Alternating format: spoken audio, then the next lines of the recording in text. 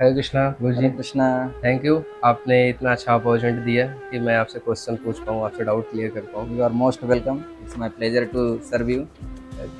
तो मुझे एक डाउट है कि हाँ हाँ जैसे कि कोई फेस्टिवल होता है, हाँ हाँ ठीक है, प्रायः मैंने ऐसा देखा है हाँ रेगुलर हाँ। बेसिस पे कि जैसे कोई फेस्टिवल हुआ या फिर राइट। भगवान का कुछ भी हुआ, तो हाँ उस हाँ। टाइम पे अगर किसी की फैमिली में कुछ भी हो जाता है, ओके। ठीक है, हाँ। तो वो उसको सेलिब्रेट करना छोड़ देते हैं। अच्छा कोई अच्छा। कोई तो 1 साल तक उसको सेलिब्रेट नहीं किया, कोई लाइफ टाइम तक उसको छोड़ देता है राइट।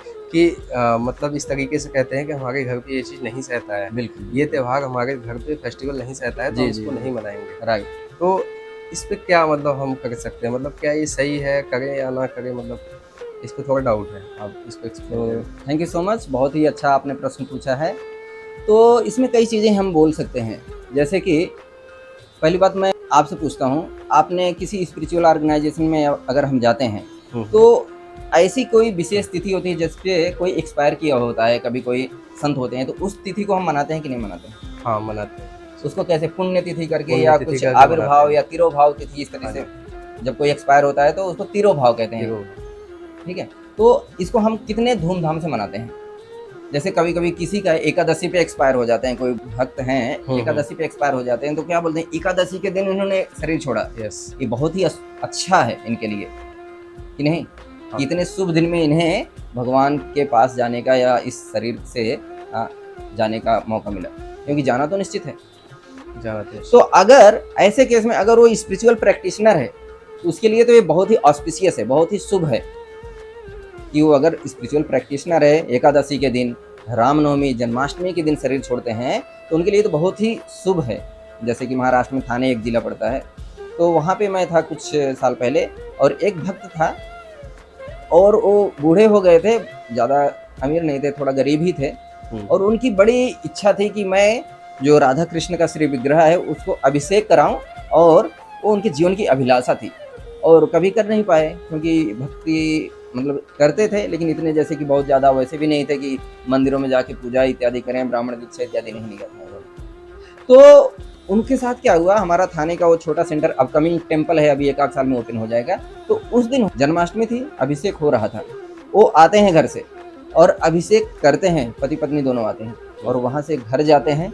शाम तक वो दोपहर में मतलब सेकंड हाफ में फिर घर जाते हैं, शाम तक न्यूज आती है हम लोगों के पास, उन्होंने शरीर छोड़ दिया।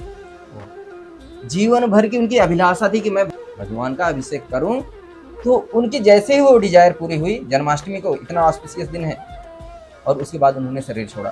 तो ऐसे केस में उनके लिए तो बहुत शुभ है, शुभ हुआ। हाँ। और हम लोग भी उसे बहुत ही मतलब कि आश्चर्यचकित के साथ कि ऐसा भी हो सकता है। हुँ, ये भक्त इतना साधारण सा दिखता था, सब था, लेकिन उन्होंने इतने शुभ दिन शरीर छोड़ा।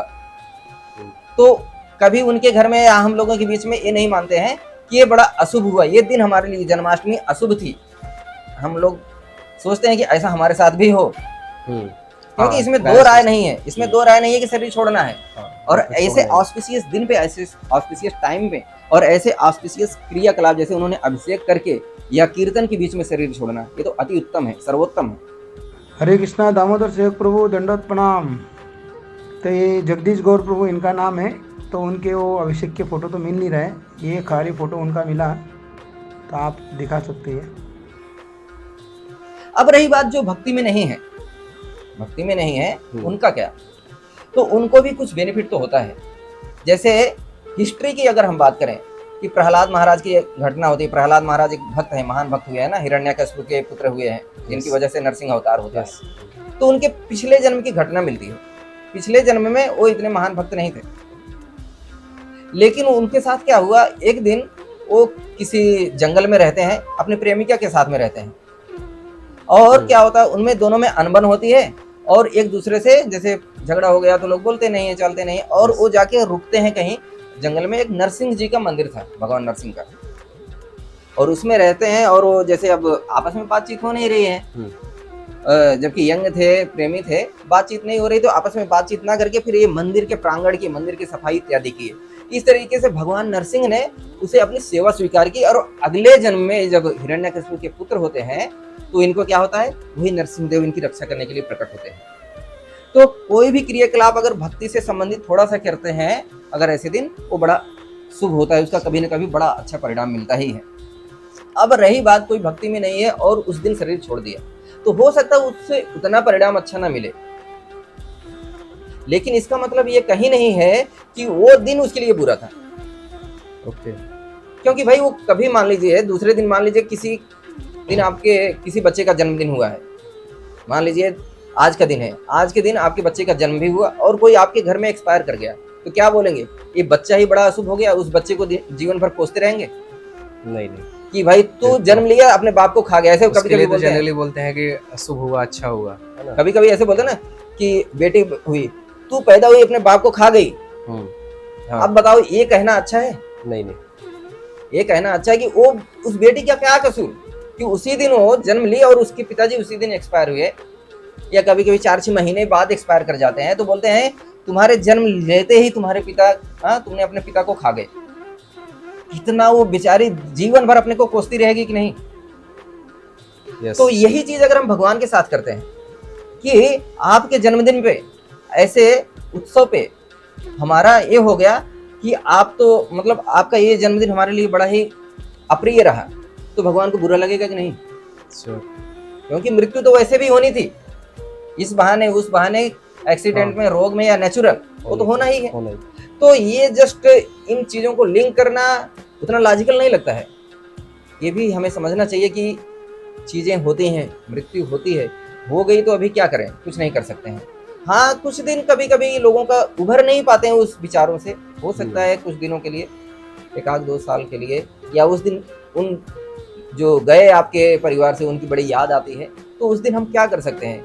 जैसे उस दिन अपने घर पे बनाया कुछ, भगवान को भोग लगाया, कीर्तन किया, प्रसाद डिस्ट्रीब्यूट किया कि भगवान उनकी आत्मा को संतुष्टि दें, उनको आध्यात्मिक उन्नति दें, इस तरीके के कार्यकलाप कर सकते हैं।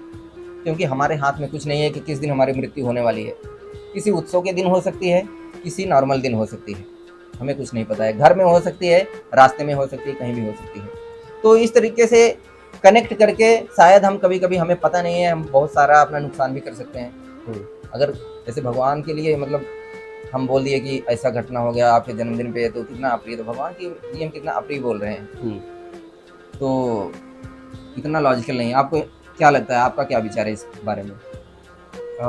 यही विचार कहना चाहिए कि ठीक है, जो होना था वो हो गया, बट हमें उसके लिए किसी को मतलब दोषी नहीं बनाना है, या फिर किसी फेस्टिवल को नहीं बोलना है कि मतलब ऐसे हो गया।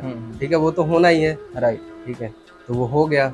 जस्ट अगर हमारे मतलब अगर कुछ शुभ होता है तो हम ऐसा कुछ नहीं बोलते हैं ना, तो अशुभ पे क्यों बोलना? राइट। वो जो चीज़ें हैं वो निरंतर कंटिन्यूस चलती रहेंगी। Thank you, Hare Krishna.